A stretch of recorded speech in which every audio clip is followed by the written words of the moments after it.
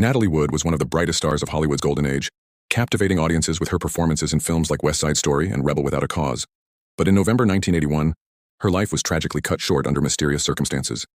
The story of her death has remained one of Hollywood's most enduring mysteries, with questions surrounding the events leading up to her drowning off the coast of Catalina Island. On November 28, 1981, Natalie Wood was aboard the Splendor, a yacht owned by her husband, actor Robert Wagner. Also on board were Wagner's close friend, actor Christopher Walken, and the boat's captain, Dennis Davern. The group had spent the day on the water, and in the evening tensions began to rise.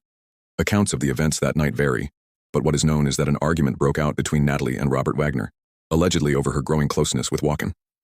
In the midst of this argument, Natalie left the yacht in a fit of frustration. According to Dennis Davern, the captain of the yacht, Wagner had been drinking heavily that evening. He claimed that Wagner was angry about his wife's interactions with Walken, and that their argument escalated when Natalie expressed dissatisfaction with her marriage. She attempted to leave the yacht and get into a small dinghy, which was docked nearby, but she was reportedly unable to untie the boat.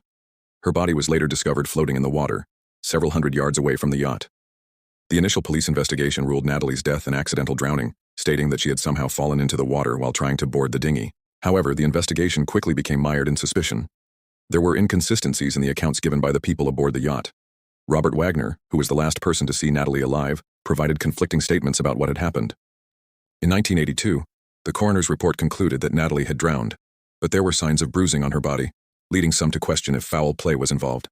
The cause of her death was listed as drowning and other undetermined factors, but her death remained officially ruled as an accident. Over the years, suspicions grew, and many speculated that Natalie had been the victim of foul play, potentially by someone on the yacht. The most significant shift in the case came in 2011, when Dennis Davern, the yacht's captain, publicly changed his story.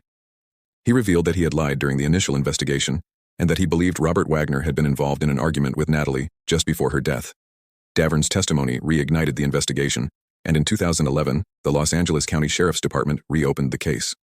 Wagner has consistently denied any involvement in his wife's death and has maintained that her drowning was a tragic accident. However, the inconsistencies in the testimonies, combined with new revelations from those who were aboard the Splendor, continue to fuel speculation about what really happened that night. Some believe that Wagner, in a fit of anger, may have intentionally pushed Natalie into the water. Others think that her death could have been the result of a struggle between the couple, leading her to fall into the ocean. Others still argue that it was truly an accident. Despite the reopening of the case, no new charges were filed, and the circumstances surrounding Natalie Wood's death remain shrouded in mystery. In 2018, the Sheriff's Department publicly stated that Wagner was a person of interest in the case, though no conclusive evidence has been presented to prove foul play. For many, the mystery of Natalie Wood's death remains unresolved. She was a beloved actress whose life and career were cut short, and her tragic death still leaves questions that may never be fully answered. Whether she was the victim of an accident or something more sinister, her legacy as one of Hollywood's brightest stars endures.